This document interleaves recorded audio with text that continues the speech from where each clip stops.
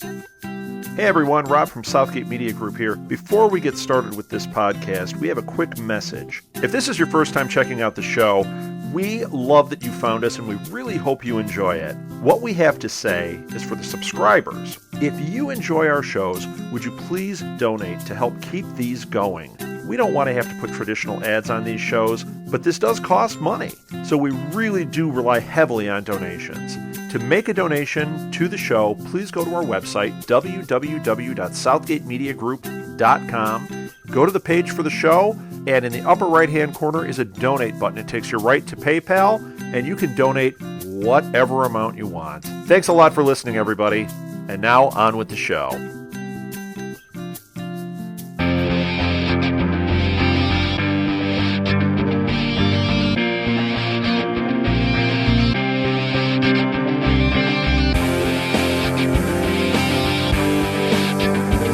Hey, Newcastle crew, welcome back to the Newcastle podcast, a Southgate Media Group podcast dedicated to the struggling NBC show Constantine. Sorry for the delay. There's been a few mixed signals and whatnot, but that's okay. We have a special guest co-hosting this week. It's the head of our lovely podcast network, Mr. Rob Southgate. Hey, Lilith, I'm so happy to be here with you. Me too. We've never podcast together, but we talk all the time. So I'm going to say not true. I'm going to say that true. One time. You came out to Chicago and you did a live at the Blue Box. We talked all DC stuff. So you did podcast with me. One time, not like everybody else. Though. It feels like everybody else I podcast with, like except for Kelly, podcast with you on something else. Yeah, right. So this is our first time. Like I'm actually on your court. That's where the difference is. Because at Blue Box, that was something that that was our first night, but that was more of a show that I normally am kind of overseeing. Enough said and that kind of a thing. But this one, it's your home court, so I am the visitor. DC, and I really love Constantine as a character, so yeah. Yeah. Well, you know what? For people that do know like who I am, I usually do Nuff Said, which is a Marvel-based podcast. So we've always got this little rivalry going on. But I love DC Comics, so it's not like I'm the enemy here. In fact, I've read Hellblazer. I'm not as familiar, obviously, as you, so I'm going to make mistakes. I'll warn you right now. It's quite different. This particular show is different because it's kind of sort of based in the New 52. So, and I haven't really actually read a lot of the New 52. Okay, so that's what's going on. Because the stuff I've read, I mean, like I'm recognizing certain things and other things. I'm like, okay, I'm not sure where this is. I have not read a lot of the New 52. And I don't blame you, sir. Right after that launched is when not long after that, was when I started doing Nuff Said, and I had to kind of immerse myself in the Marvel stuff, and I fell off. So I wasn't really reading the New 52 stuff. I read some of the Batman books. What a crime Batman Incorporated went away so fast. Well, you gotta blame the people that didn't read. That was the best. I loved it. And then I got, what is it, like 9 issues in, and then they stopped it, and I'm like, what happened? You're like, I think you, me, and like maybe Phil were like the only people reading it, maybe. Oh, it was so good, though. And I thought it had so much setup. I'm like, oh, this should be a TV show, and this could be all sorts of things, and no, it's nothing.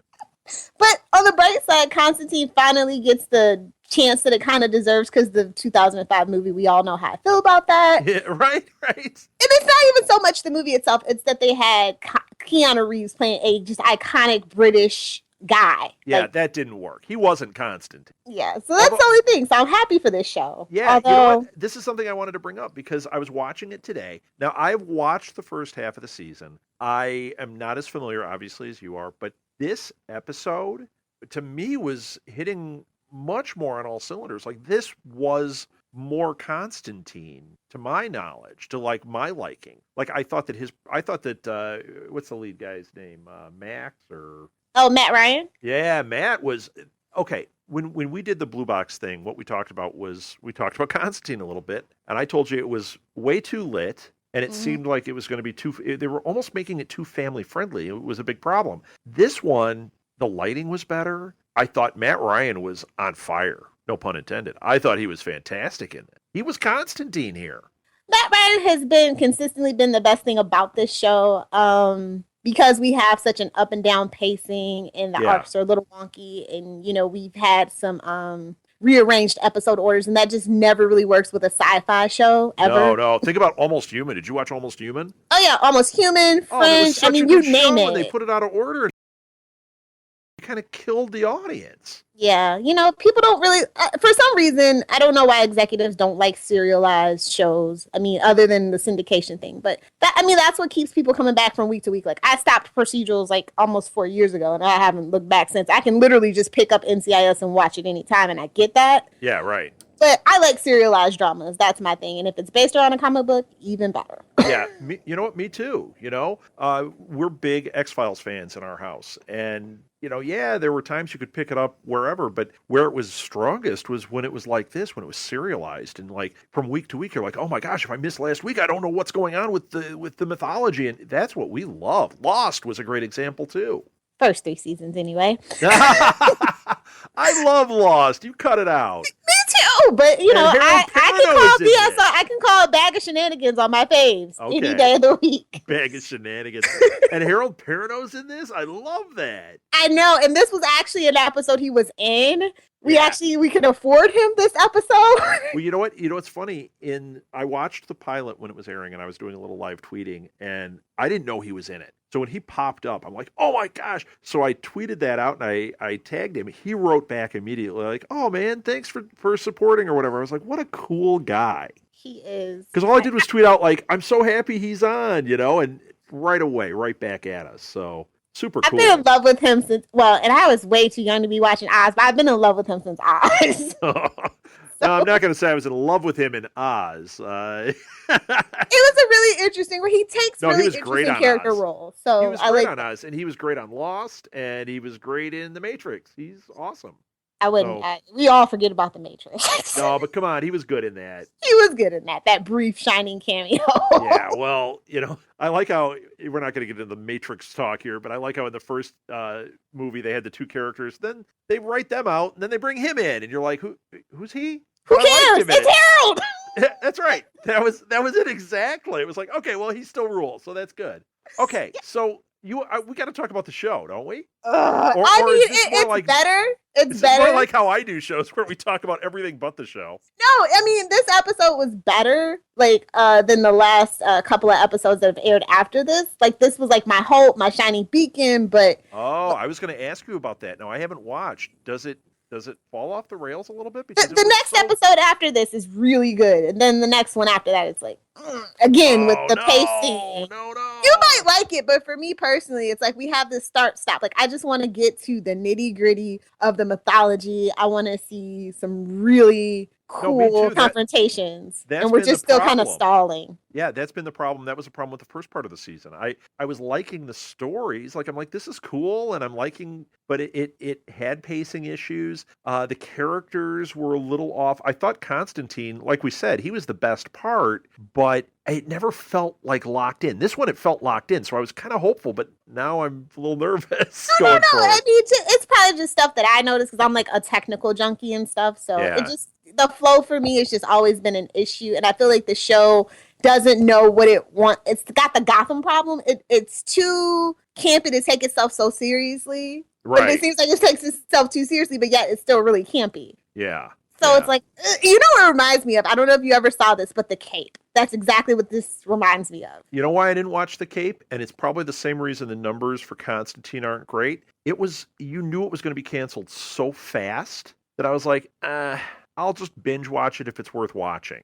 So I never jumped in on The Cape. You weren't missing much. Yeah, well, here, I really don't want this to be canceled. And they haven't made any official announcement yet, have they? As far as I know, no, but they are struggling. Now, I feel really bad that I was the one that kind of was like leading the charge for it to be at 8 o'clock.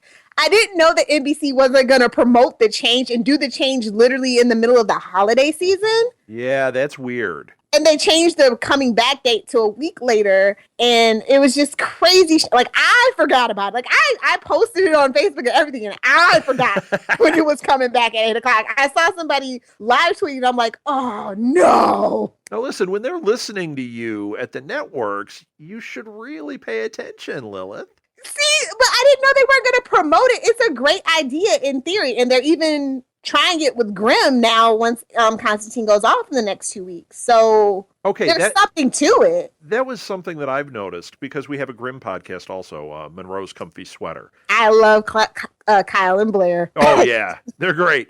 But I've noticed even with that, like they've been wonky with how they're bringing things back. Like, I've been doing the thing about Agent Carter. Mm-hmm. They show 3 episodes and then they take a week off. It's like, you've only got 7 weeks. What are you doing? And here with Grimm, it's like they brought it back and then it wasn't on for a couple weeks. And then they brought it back and now it's going to be gone for like 3 months of March, like the end of February sweeps in March and stuff. Yeah. Okay. This is why like Netflix and the cable channels are succeeding. Yeah, absolutely. Although the cable channels do have an issue now where they're taking these breaks and you're like, why am I getting 6 episodes of Walking Dead and then 6 more 4 months later? That's a little weird. It breaks it up a little too much. But a lot of them, like Bates Motel, they run right through. What is it, like 10 episodes a season? You get 10 weeks, and it's fantastic. And at the end of it, you're like, oh my gosh, I can't wait. I have to wait a whole year. Yeah. That's the only thing. But it's not bad. It's a good kind of wait. Like, I keep seeing that it's coming back, and I'm so excited. Whereas if they had done 5 episodes, then waited 4 months and did another 5 episodes, you would have probably forgot about it. Yeah, it doesn't have quite the same impact. Yeah. And TV is, network TV is kind of doing the same thing. And this is a great example. I mean, what are there, 3 episodes left of Constantine after this? Yeah, it's 13 episodes, like 4 episodes after this. Why didn't you just run all 13 episodes and promote it and see if you have an audience? Well, see, the thing about that is the way the US TV is structured. And now everything's coming back later and later. And specifically Grimm and Constantine, where, it's creepy and spooky. So let's debut it around Halloween. And then the problem with that is, literally like a month and a half later, you have the holiday break. Yeah, right. Okay. Well, then, so that's the thing with Grimm and Constantine specifically. Yeah. All right. I say let's redo the whole thing. Lilith, you and I are going to redo the whole thing. I want to. Like, I don't even know how NBC is. I mean, other than like the Blacklist and The Voice, I don't know how they're staying afloat. I have no idea. Blacklist just came back too, and it's like they did a nice job with that, where they showed the episode after the Super Bowl, and it really built audience. I would hope. I mean, if you do that after the Super Bowl. Yeah, well, you know what? That is one of those spots where a lot of times they'll roll out a new show trying to build audience, but they actually did the right thing here and showed Blacklist, and it built audience, and they did a 2-parter, and they're showing the second part like a few days later. That was actually a really smart move on their part. I wish they had done that with Constantine. And, it's had a bumpy start though from the beginning because they had to retool it. Like they've literally retooled it like 3 different times. And for a show that only had 13 episodes to begin with, I don't know where everybody thought that this was going to get a full season. It's always been 13 episodes as far as I know, and I've been really deep into the behind the scenes stuff of this. So I was just like, I think it was just a slow news day. Yeah.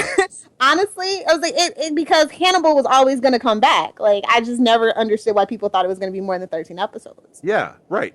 Well, and now they've pushed Hannibal back to summer. Yeah. Which is a little strange. Now, but maybe it's not. Maybe that's the right place for it. I think that would have been I think that Constantine belongs on Sci-Fi Channel. That's my personal opinion. Put it with Dominion, which is another show based around a movie. Oh, that'd be great. Yeah. On a Thursday night with that, 9-10 o'clock slot, boom. No, you know what? Because Sci-Fi Channel can be sketchy. But I'm telling you, the new stuff that they have, like 12 Monkeys, Dominion, they really are turning their image around. I know we still have Sharknado and stuff like that, but there are scripted TV series, like Helix even, which is really a very ambitious project, is amazing. Like, it's not my cup of tea, but it is amazing. It's funny. I watched the first episode of that and didn't make it. I usually can make it through anything. I got about 10 minutes into it and went, this isn't what I thought it was. It just didn't connect. Yeah, it wasn't for me, but the cinematography, the scoring, it very much upped the sci-fi brand. I read an article about it today, and they were saying I think it was an IO9, and it was saying basically it's a disaster, but it's a disaster you should be watching because it said that for the things that it gets wrong, the Sci-Fi Channel elements of it that are wrong, it gets so much sci-fi stuff right, and it's so wacky and out of control that it's worth your time. And they said it's actually probably the most ambitious show on TV, which it is to me. After reading that, I'm like, I think I'm in. Yeah. And that's what I want for Constantine. Like I gripe here and there about Constantine, but I'm a champion for this show. And I actually literally, when they announced that they were moving it to 8 o'clock, and I'm like, okay, who's listening to the podcast? Was it David? I swear to God, I hope it's not David. Right. David Esquire. We have some professional run-ins every now and then, so I was just like, oh God, no, it's not working. And now they're never gonna listen to a thing I say ever again. Well, maybe it was David, and maybe he did listen, and maybe he'll be like, you know what, we didn't execute properly, because that's what we're saying now. Yeah, the promote, like literally everybody was like, what? Yeah, they moved it, but yeah. Let's talk about the technical stuff really quick. Sure. Let's see, who wrote this episode? Oh, we had Mark Verheiden, who is an executive producer on the show. And we had longtime collaborator Romeo Tyrone direct. This is like his third time directing, I think, an episode. According to IMDb, he only has 2 episodes he directed.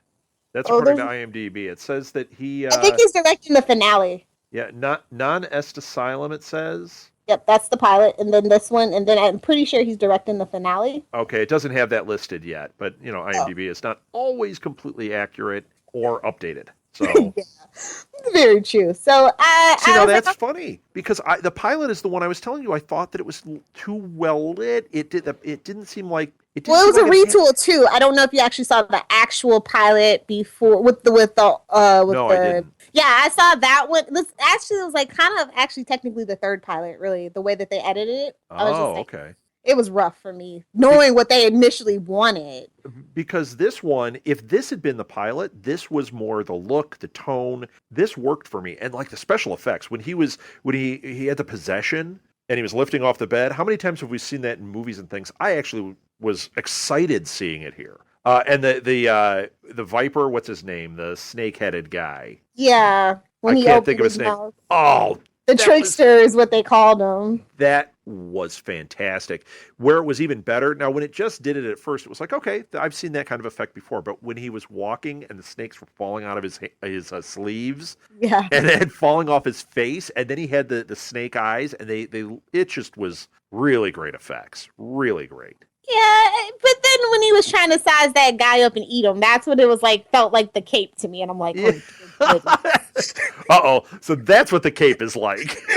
Oh yes, you have no idea. But yeah, I did enjoy the darker tone of it. I thought, because I if you listen to the podcast at all, you know that we were very big champions of having more Chaz and Zed, especially together in an episode, and I finally got it. Yeah, I agree. In fact, I could use more of that. There was a little bit of character development there and a little bit of that relationship building, and it was really entertaining. Mm-hmm. It really was. And now, Sister Mary Margaret, whatever her name is, she's not. I don't know her name. Anne Marie. Anne Marie. Mary Margaret. Now I know I've seen that character in the comics, I believe, but she's not really a main character on here yet, is she? And she won't be. She won't be. Okay, because she was in the last one, right? The Saint of Last Resort's one, but is this kind of her swan song, this one? She's not dead, so she has the potential to come back. I mean, she is in the comic book, she is a really huge part of Constantine and who That's what I thought, but they didn't really play her that way here. Yeah, so I now, like I said with the show, I never really know quite which way they're gonna go with the character. But like I said, she's only one of the only few people in the Newcastle crew that's not dead. So if we do get a season 2, we kind of have to like bring that back. And I feel like I think so. That's the most interesting thing about Constantine is what happened to Astra and the Newcastle crew and their individual relationships with John. Yeah. And I've been waiting, and we got in the next episode after this, we have that. And then, we met Richie, and we met the other guy who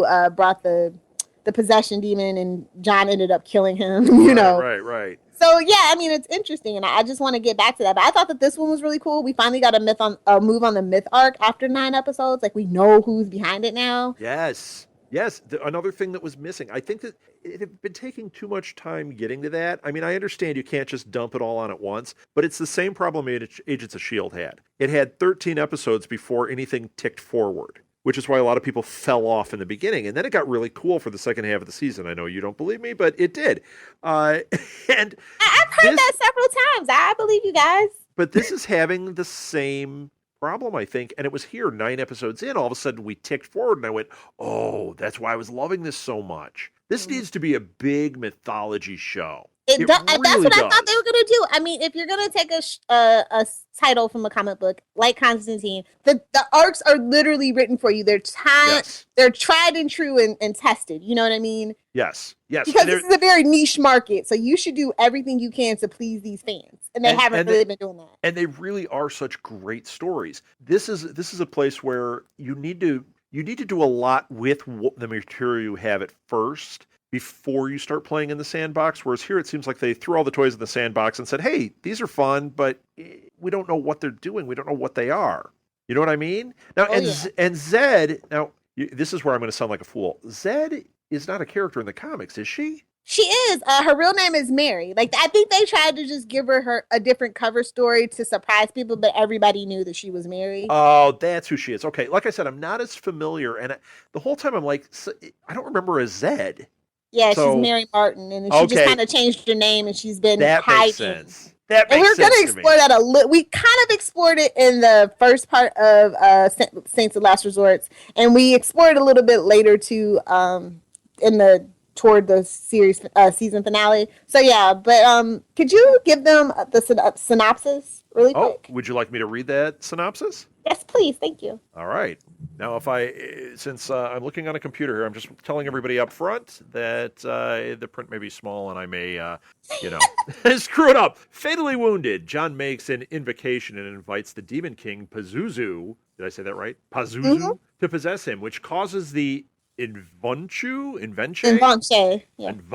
to walk away, and also his body to heal from the gunshot. Manny appears before him, enraged and disappointed for what John did. After having a vision of Anne-Marie, Zed overpowers her captors and escapes. John tells Chaz he needs to exorcise Pazuzu before the demon takes over permanently. Then Pazuzu takes his body, making John walk away. John wakes up surrounded by dead bodies and is arrested. Oh my gosh, I loved that scene. We got to talk about that. Oh, we will. Chaz and Zed meet up and go to Anne-Marie for help in finding John. While in prison, John is threatened by inmates, which causes Pazuzu to take over again and murder them. Zed and Chaz arrive at the prison and manage to sneak in, followed by Anne-Marie, who later decided to come as well.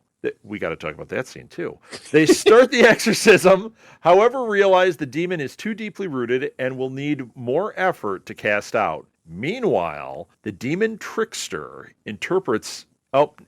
See, I told you I can't read. Interrupts them, intending to kill John, but stops upon realizing he is in late stages of demonic possession. The trickster tells them the La Brujere? Wow. La Brujere. Yeah, La Brujere. La Brujera cannot be stopped, and is then killed by Anne-Marie. The three regroup and go back to the mill house for a stronger exorcism. After a hard battle, Anne-Marie, helped by Zed, finds the conviction and faith to pull through and finish the exorcism, saving John's life and soul. Anne-Marie then leaves, encouraging Zed to tell John about her shady past. Although she really doesn't. No, she doesn't. But just reading this, number one, I stumbled through it. That was a first-time read. Those of you looking for cold reads, that was one. But there were a couple of moments in there that, we definitely need to talk about. Oh, absolutely. So previously on Constantine, we see Anne-Marie shoot John in order to save the baby from the attacking Invanche. Right. And, then we kind of open with John calling upon the demon to possess him. And Mary's like, screw that, I'm out of here. Yeah, right. And she tells Chaz she's sorry. And they just run off. And it was just crazy. But then, we had a lot of jump cuts in this episode, too, though. Because we see Zed wake up in the back of the van. And I'm like, oh, man, this is going to resolve itself so easily. Yeah. That was another bummer. That was one of the big bummers of this episode, that we kind of just resolved it. Like, she got kidnapped and she's a self-rescuing princess. Hooray. But what was the point? Other than to have 2 cliffhangers? Yeah, exactly. Well, you know what? That was the other thing that I was struck by after having watched the last episode. I think they kind of took the teeth out of what happened. I thought there was going to be more to both her story and to what was happening to John down there. And instead we got kind of a face-off with John and Pazuzu, and we got her. I mean, it was cool seeing her stick the guy in the neck with the syringe, but it just kind of was like, we had a cliffhanger. Let's just resolve this and go on. I mean, did you feel that way? Yeah, exactly. Totally. Exactly. But whatever. Okay. Yeah. And then we see Chaz find John down in the sewer. But before that, I want to talk about when he did, and Manny basically comes down to scold him. I love John and Manny's, a.k.a. Janny, for you /ship Fiction lovers. I love their relationship. It's like, so we could explore that, just the two of them, which we actually do have a John and Manny adventure coming up. So Really? look forward to that. A Janny He's just so adventure. disappointed in him, and but he couldn't do anything to help him either. He already had broken a rule or two, so he's like, I got to stay clear of this, John. You know what? We've already said we love Harold Perrineau in this. I think Manny is an awesome character, and I loved that he walked away from him. I thought that was really cool, not expected. Yeah, I love how he scolds him though. Like, I don't know. It's just something about Manny I just really love. But then Chaz finds him, and John tells him, I did something stupid. Because I'm John Constantine. Well, that comes later, but basically is what he says. And he's explaining the incubation period, and, but Pazuzu is like, nah, son, I'm taking over this body and I'm taking off. He kind of knocks Chaz out and runs off into the night. Yep.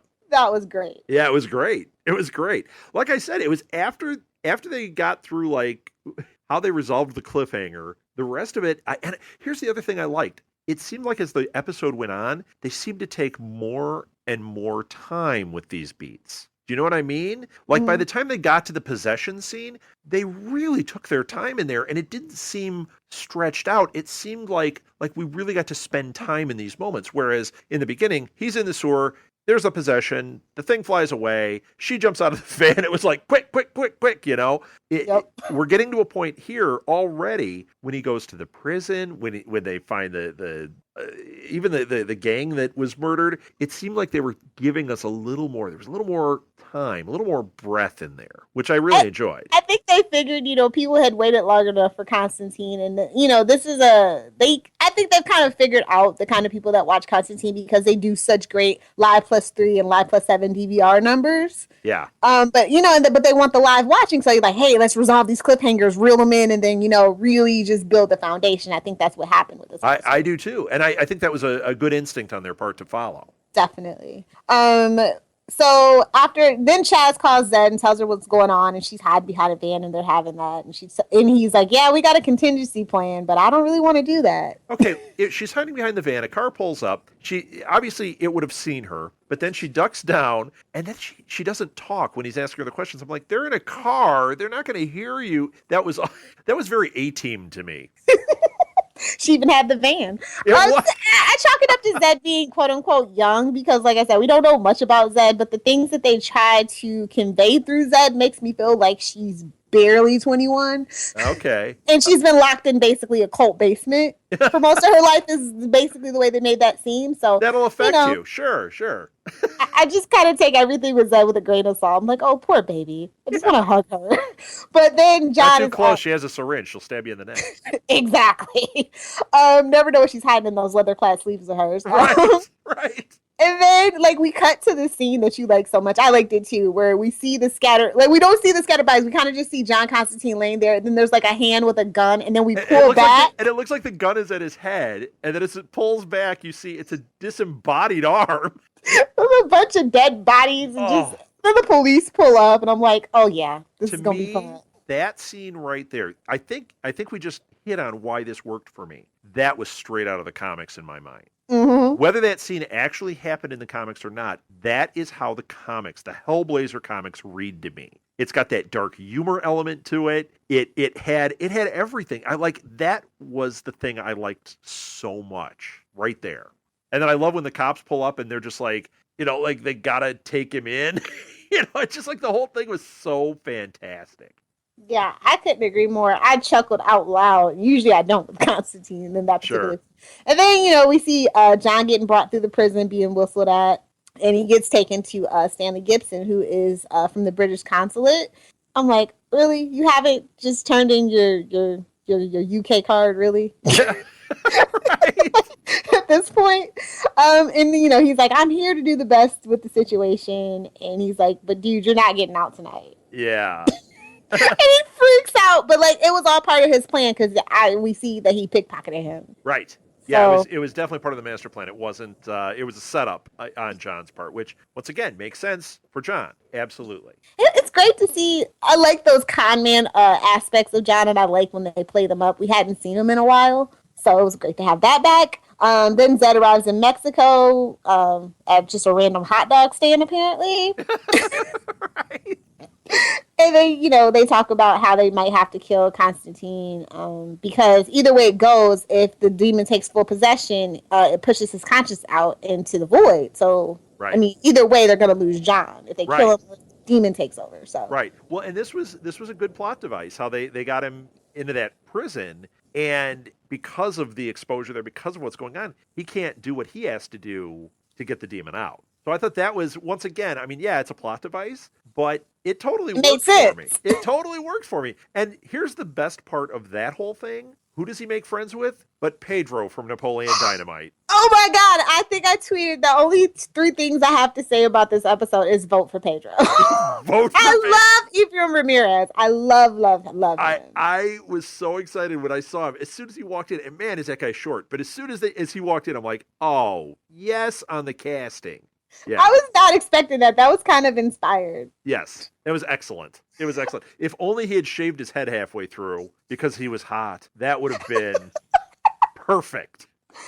Then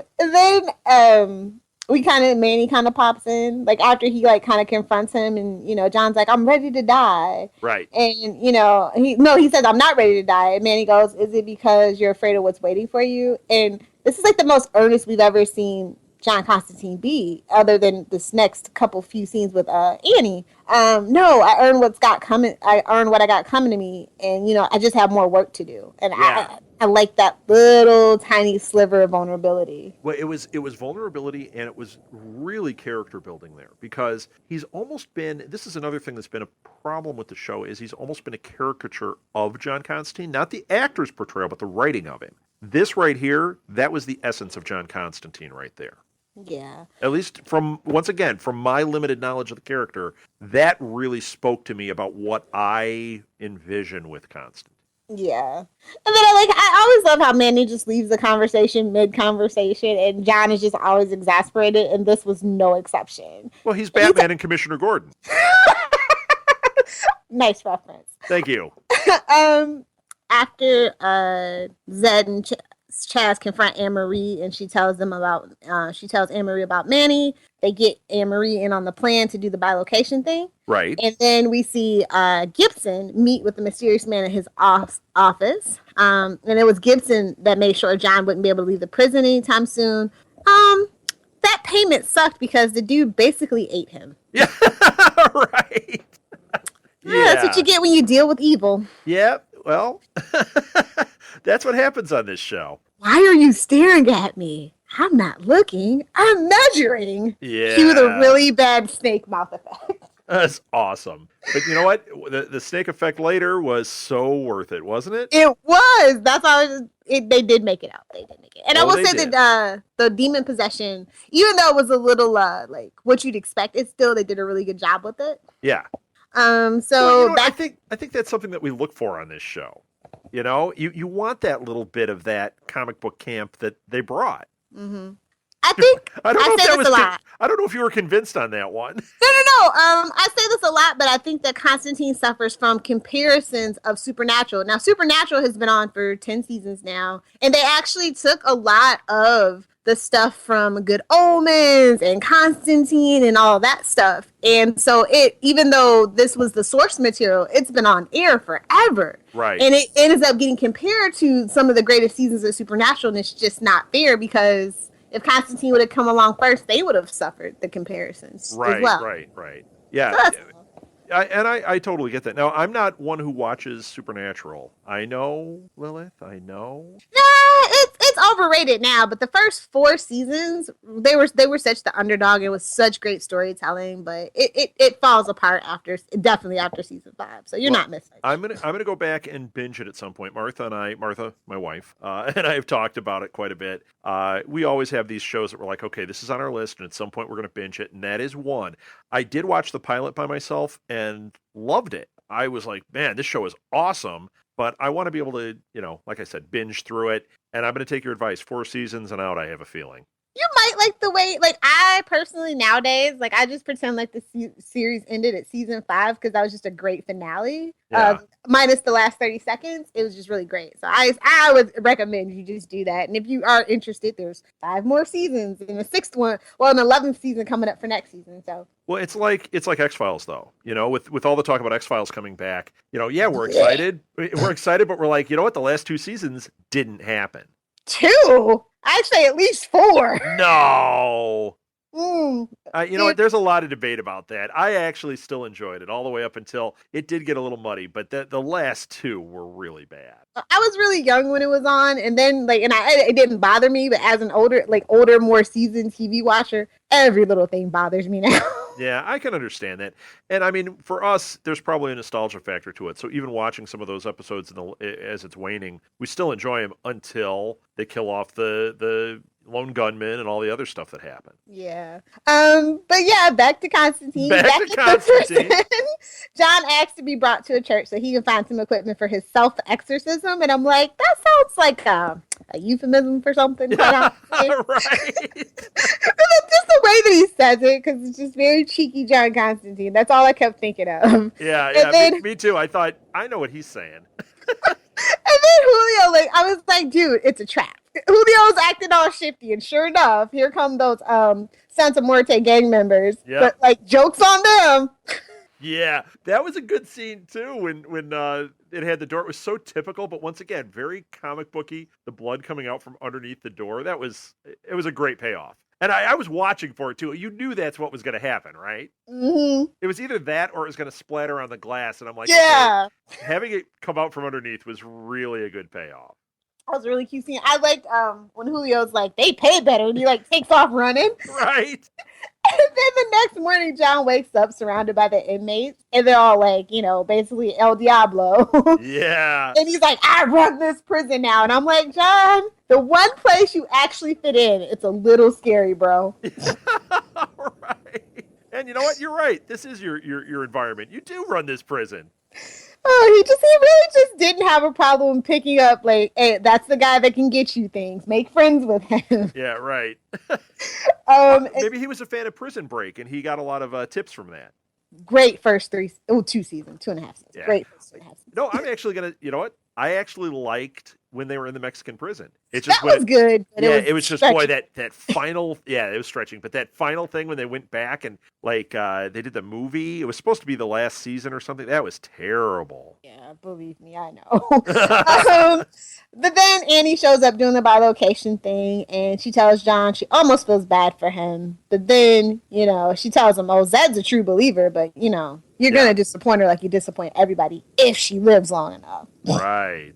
It's like, dang it, Annie. You just can't help yourself. You can't help but put salt in the wound, can you? Yep, got to get that dig in. Yep, exactly.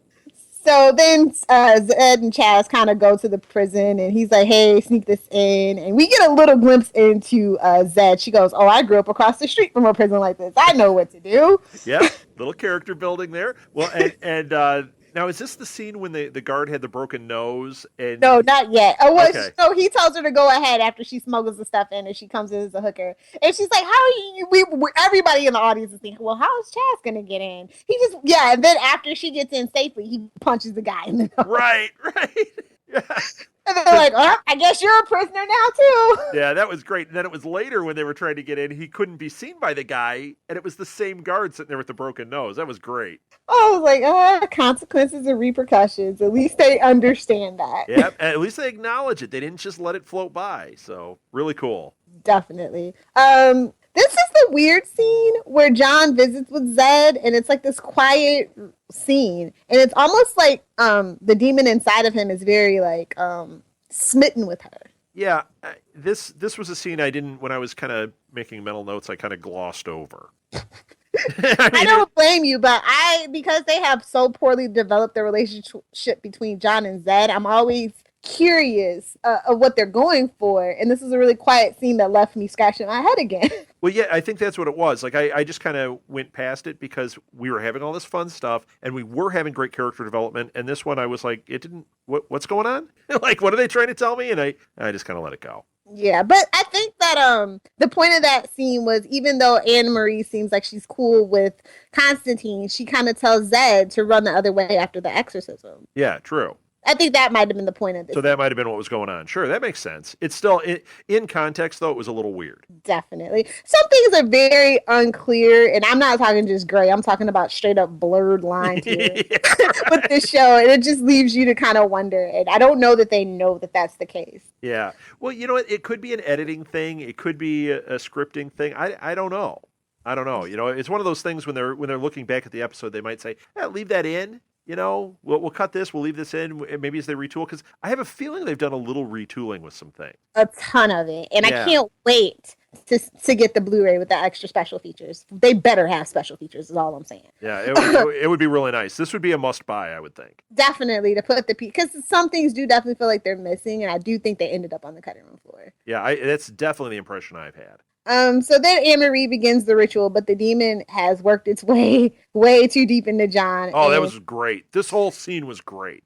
Wait a minute. You glossed over Anne-Marie fooling the guards by being naked in the prison yard. That's not yet. This is the first exorcism, and then they realized this is the first one. Yeah.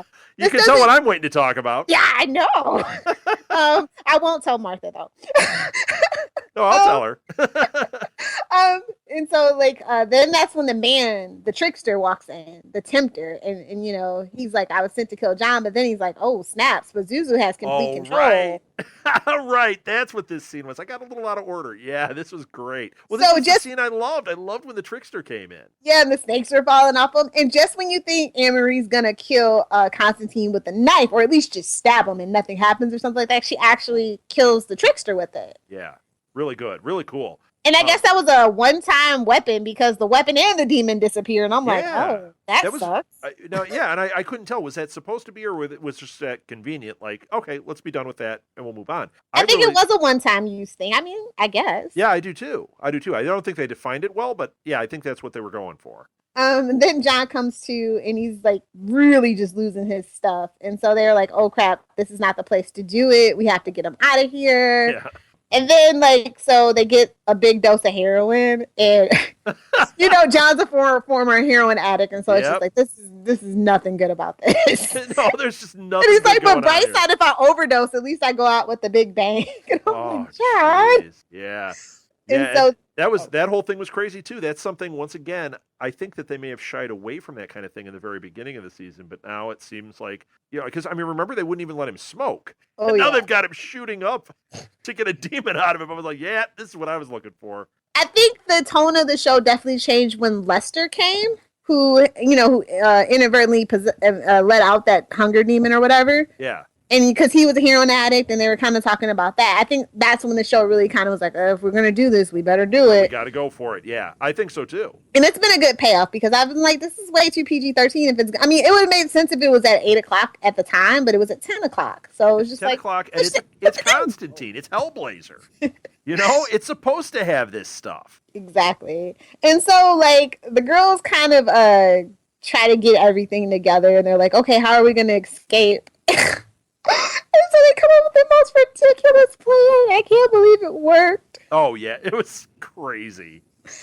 Yeah, and so they're like, okay, so they put him in the body bag. And they have to get past the guard. It's all the stuff we were talking about before, where I got a little confused. And then at the last minute, the whole thing Anne-Marie did was because they realized, oh wait, this isn't going to work. And then he's like, the guards. I broke his nose. It's like, duh. That's when she did her trick and went naked in the yard, which I thought was really funny, that the nun character is there naked in the yard. Help! A little help! Yeah. And then I like the guards. No! Outside of Mexican prison, naked, that's not the kind of help you want, sister. No. I don't think that the guards are going to be quite the upstanding guards you think they're going to be. I wouldn't do that in American prison. No.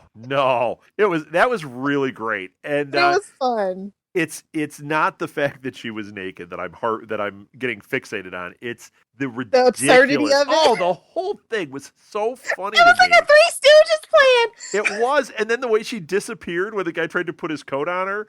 And then really, it was Three Stooges, because as soon as they see she disappears, they start taking off in the car. And what does the guards start like scrambling, whoop, whoop, whoop, whoop, whoop, whoop, going after him? The whole thing was just absurd. I was actually laughing out loud at this scene. And like you said before, I don't usually laugh out loud at this kind of stuff. This made me actually laugh out loud.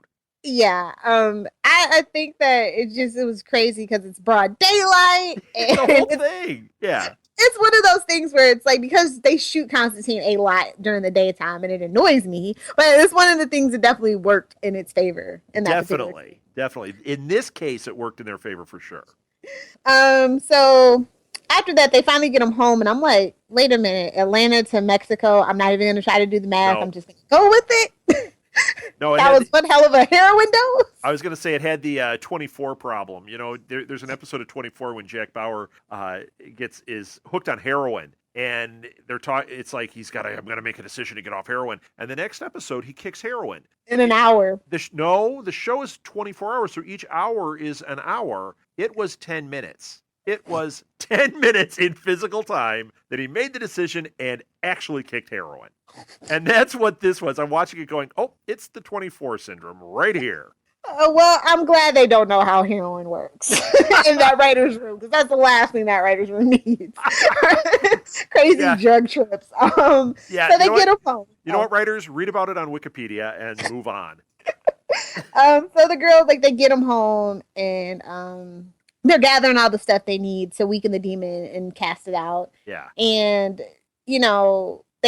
it was weird because, Anne-Marie can't do it. And, she's a nun. She knows that demons exist, and so thus God exists.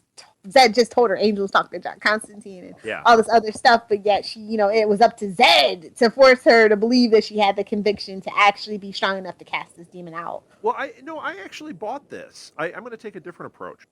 Everything you were saying, I was thinking as it was going on, but it was when Zed did the thing about you need to believe in yourself. You need to forgive yourself. That I did buy it because the demon at that point was so strong. And so nasty. Yeah, so nasty that nugget of disbelief within her is what that fact that she couldn't forgive herself for the past and for everything else. That's what it was feeding on.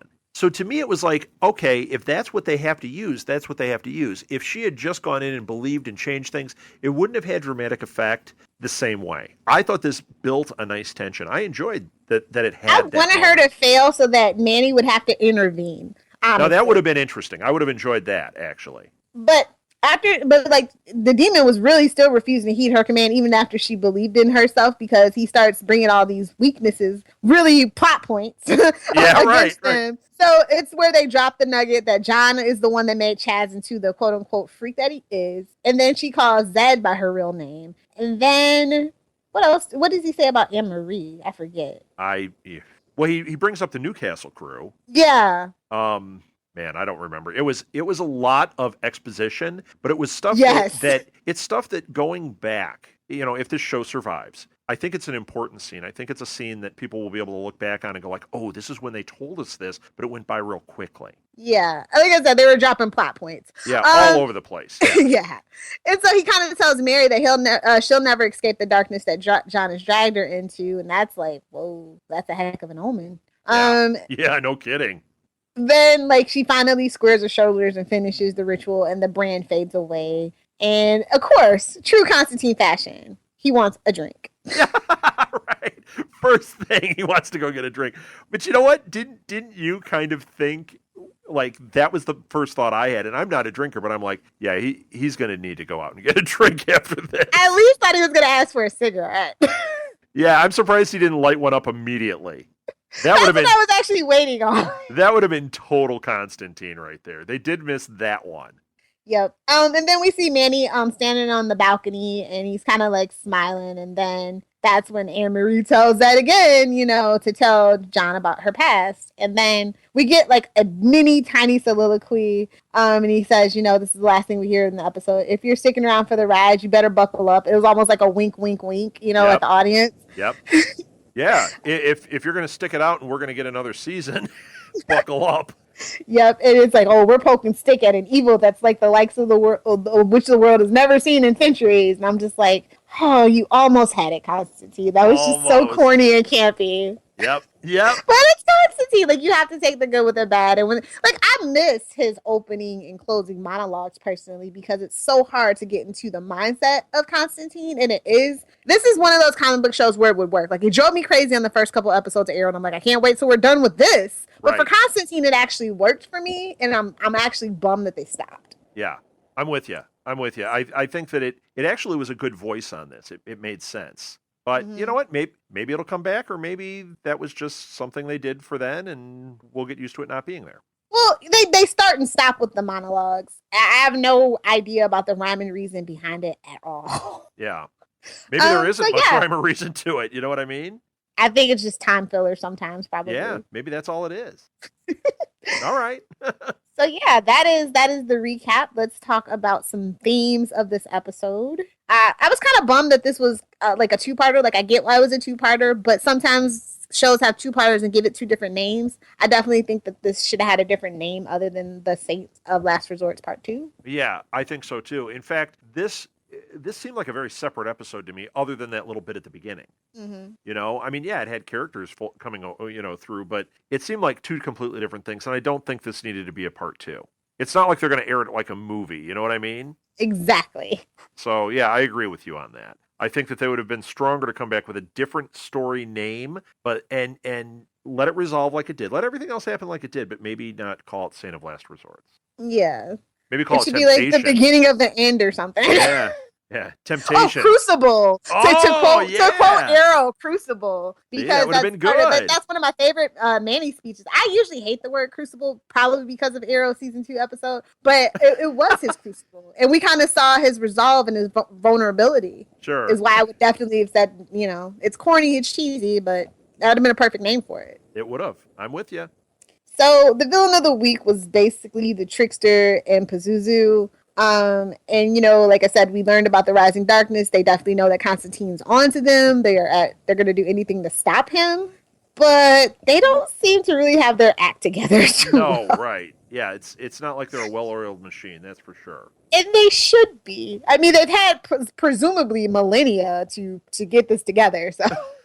Yeah, but you know what? If they were that good, it's kind of like Buffy, when the vampires show up in season 1, and they've had a long time to pull that whole thing together, and yeah, they're kind of bumbling. It gives you more story to play with. Very true. Like, I've been watching Buffy for the first time. Can you tell? So proud. We're so proud of you. Thank you. Are you liking it? Oh, I am. I'm in the second season, and it's fantastic. See, Buffy, like that's like a really seminal thing for my generation, and it literally did change the landscape of TV. You see a lot of Buffy tropes in TV nowadays. Oh my gosh, it's crazy. It's crazy. Well, and with Whedon and the Marvel Universe, that's what really drew me back into it. I was like, okay, I'm seeing themes here. I should watch Buffy to see where the threads are, because I see stuff from Firefly. I'm seeing it kind of play itself out here, and I see him again. I'm surprised by some of the casting, though. I'm surprised that in his new stuff, he's not pulling in more of these Buffy people. Well, they all have kind of a sour relationship with him now. Oh, they do? Yeah. If you want to know more about that, we'll have a conversation, but yeah. Okay, we could do that on the Buffy chat, another podcast.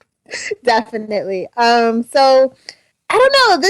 It felt like the team is like together and like cohesive for a change. Like, I was really happy. I think it was the biggest improvement that we actually had Chaz and Zed working together in concert, and Constantine wasn't like really bossing them around. Like, they all felt equally important. Yeah, and you know what? I think it was that last minute too really strengthened that.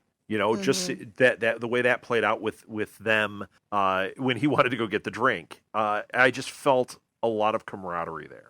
Definitely. I mean, it wasn't like, this is weird because it's not like Constantine actually has a lot of action or fights or anything like that, but it's just, I don't know what it is about Constantine. I do find it compelling, even though they've had all these missteps. And I think that they need to let it be a character-driven show. It feels like the plot's been driving the show and they don't know what the actual plot or arcs are. They're just kind of throwing something at the wall and hoping it sticks. See, I think you're right. I think they need to be character-driven, and as a showrunner, they need to really create a season, like a mythology overall, but a season story. Because that's I something thought we were doing lacking. Newcastle. I thought that's what we were going to build up to, is the flashback of Newcastle, what made Constantine the man that he is. But it's not happening. Yeah, like it's tied in somewhat, but like not really. Do you know what I mean? Yeah, I totally know what you mean.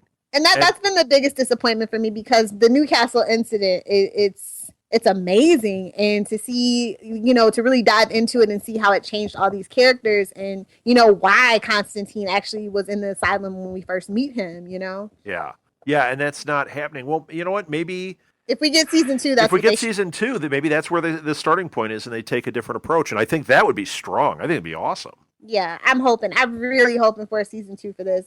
If NBC doesn't keep it, give it to Universal, give it to Sci-Fi, or hopefully the fans can get Netflix to pick it up in a year or two to regroup. Yeah. I mean, in a Netflix world and Amazon and all this other stuff, anything is really possible for a show that you love. Well, I think that this show is best binge watched. Yes, and this is a tailor-made for Netflix or Amazon type show.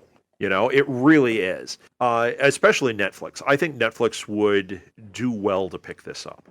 I definitely think so too. So, we, if the worst happens, it's really not honestly the end for the show if the fans are dedicated enough. Right. So what would you give this episode as a grade? Oh, you guys do numbers. I do letters, not numbers. Okay. I'd probably give it a B. I might even go B plus. Like when I think about it, like I can't say an A. But if we take certain elements of it, some of it was an A for sure. But then some of it, I think it was getting its footing. I'll go with B plus. How's that? Okay. Hey, I no judgments on the grade. I gave it a B minus. It improved upon a lot of things, but with I guess because I suffer from a lot of the foreshadowing, I know the next 2 episodes that come. Sure. It's like, oh, you had so much going for it, but they didn't go hard enough at the same time. Like, you saw the little elements, they built on it, but it's like, dude, you're in your 9th episode of a 13-episode season. Yeah, and you know what? I think you might have just hit on something. I think the reason mine is skewed a little higher than yours is I have not seen the next 2 episodes, and I'm leaving this episode hoping that we've got our footing. Oh, the next episode's pretty good, but it's very disjointed from what we just saw. Yeah, I'm just kind of hopeful that, like, okay, we've got, 3-4 more episodes. This is the beginning of it really working, where it sounds like there might be a little misstep coming up. That might it's not a misstep. It's just that we don't really dig into what we just unearthed about the Rising Darkness. But to keep you hopeful, it's a Chaz episode. Okay. We find out what happens to Chaz. Well, what happened to Chaz. That's a good thing. Finally. Yeah, I'm in for that. So that's good. Yeah. I think we already know your favorite scene, but go ahead, say it. Oh, my favorite scene? It's got to be, oh man. I got to pick one, huh? It's going to be do up to 3 if you want. Okay, I'm going to say The Exorcism because I really found that to be a thrilling scene. I found the scene when I can't remember his name, the snake guy walked in and the snakes were falling all over. I loved that. And I just loved that moment when he woke up and the gun was to his head and then it was a disembodied arm. I like all those scenes, but I think my 2 favorite scenes, the first one definitely be The Exorcism. And then the second one, the runner up is when Zed tells Annie off and gives her the what for. Yeah, that's a good one. I like that. We don't have a handle on Zed, but she is a true believer, and I like that. Yeah, I like it too. I think that there were enough good scenes that we could have we picked a good array, and I think we could have said any of those scenes. You know what I mean? Definitely, which is a change. Like, sometimes I struggle to rewatch Constantine. Like, I'll know what I don't like, but then I have to struggle to go back and find what I do like. Yeah. But this episode, without a doubt, even though I did rewatch it just for a refresher, I already knew the scenes that I really liked and the moments that I. Yeah, this one definitely has rewatchability for sure. Definitely. Do you have a favorite line of the night? Not that I recall. No. How about you? Oh, definitely, because this is right out of the comic books, where John says, "I'm John Constantine. I do stupid in spades." Okay, you know what? That was a great line. That was a fantastic line. Okay, I'm gonna go with that. That was classic Hellblazer if I ever saw it. That really was. I forgot that. I didn't write down any lines. I was just really watching and enjoying. But that was one of those lines that really I laughed out loud. And yes, that is Hellblazer right there. The most memorable or iconic moment that kind of stands out in your mind? Wow. You know what? It goes back to the two I said. The scene with him laying there, that was just right out of the comics in my mind. And when the trickster took his when he walked in with the vipers all over his head. That, to me, those are just scenes I'm not going to forget. Mm-hmm. How about you? I think the most memorable moment is just Manny watching over John, because we kind of saw when the angel came, when the fallen angel came, that Manny kind of does have a little bit of a grudge against the humans, and I mean, if I was an angel, I would too. Yeah. But like he really, and then we also see the little moments where he visits John in the jail cell. The first time where he talks about him committing suicide, and he's always been watching over him. Like I said, I really like their relationship, and it's just Manny just feels like I feel like it's so much more to Manny that we don't even know that the things he's done for John. Sure. And that's just like one of those little kind of telling things. Sure. Yeah, excellent. Like I said, I love the Janny relationship. Yep, I get it. I do too. I mean, I was waiting for him, and I was just really glad he was there. Yeah. Best character interactions? That I might go with Janny, actually. I got Rob saying it. I did. You know what? Oh, I got to say it that way. It was that scene when he walked away. There was a lot of weight there. I just really enjoyed that. Yeah. How about you? For me, I think it's Zed and Chaz, because I've been hungry for that, and they do work really well together. Yeah. They both care about Constantine. They both care about each other, even though those two specifically haven't known each other that long. They just kind of fall lock and step with each other, and I just find that really amazing, considering they usually really seriously they're hardly ever in an episode together. If you ever noticed, I have, and you know what? That was really satisfying. I still have to go with Manny, but I agree with you. I've just said that so much that I just decided to switch it up. Yeah, okay. What was your biggest shocker surprise of the night? Oh, shocker surprise. I don't know if I had one. It's hard to say. Mainly because it's been a while since I saw the first part of this, so it's not fresh in my mind. Just that I think that when I go back and watch it, it's going to be some of the stuff that Constantine was saying when he was possessed. Because it seemed like he was really spewing some things that, like, I'm going to want to go back and kind of pick apart. Definitely. I think my biggest shock is that it was so good. Like, I was kind of left wanting with the first part.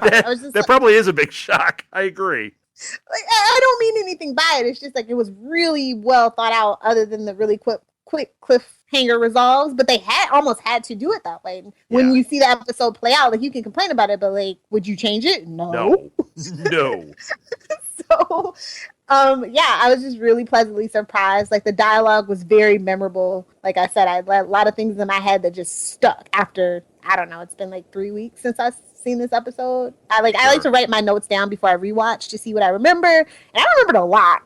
Like I said, this episode is very memorable, and that's just in and of itself a very big shock.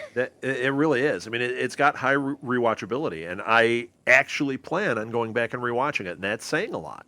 Definitely. One thing I do want to touch on, though, is that I'm a little disappointed, but like I said, it was the move to 8 o'clock with very little promotion. Like, I think that they only tweeted it once on Twitter. Yeah, that's not good. But they had it tied for the second lowest ratings of the series run, right there with episode 2. It was 3,600,000 viewers. Yeah, they didn't. No, 3,000,000. They didn't tell people when it was on.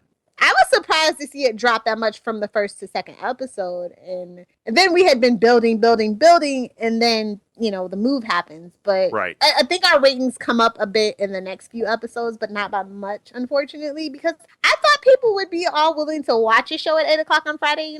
I don't really know what's on Fridays at 8 o'clock. Yeah, once again, I think it's lack of promotion. I think it's when people think a show is not going to get picked up, when there's that, cancellation buzz out there, it makes people drop off, or they just go, you know what, I'll just binge this later. Yeah. And like I said, the DVR numbers tell that story, definitely. Yeah. But I was just chalked it up to being 10 o'clock. But then again, it is Friday. Like, I haven't stayed home on a Friday night. I mean, 10 o'clock, like, is good for me because, like, I go out early and I come home and I'm like, oh, yeah, Constantine's on. Now I'm like, ugh, Constantine. Constantine. I really want to support the show and watch live and live tweet because every little thing helps. You know what I mean? Right. But yeah, it's I agree.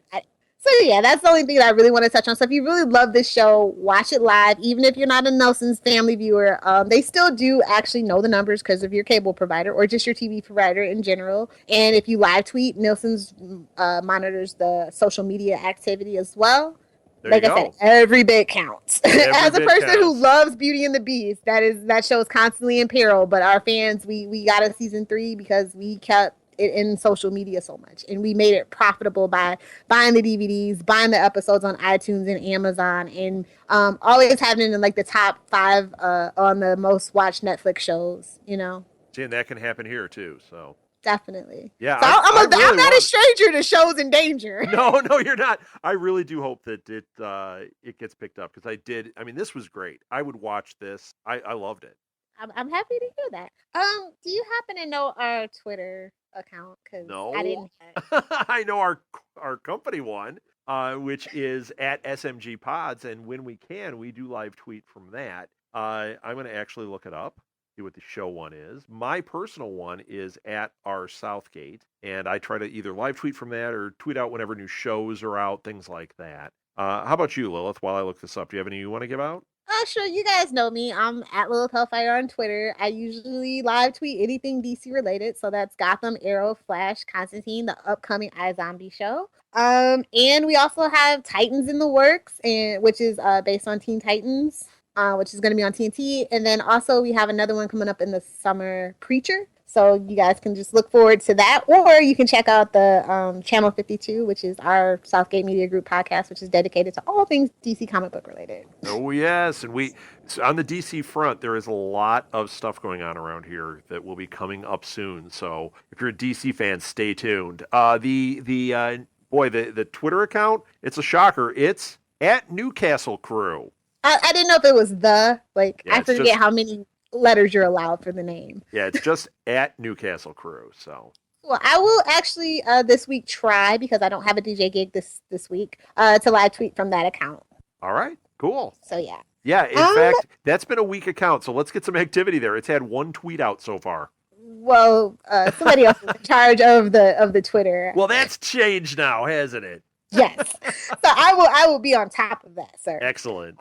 So that is just about all we have for you guys here on the Newcastle Crew. We hope you just enjoyed our discussion of episode 109, The Saint of Last Resorts Part 2.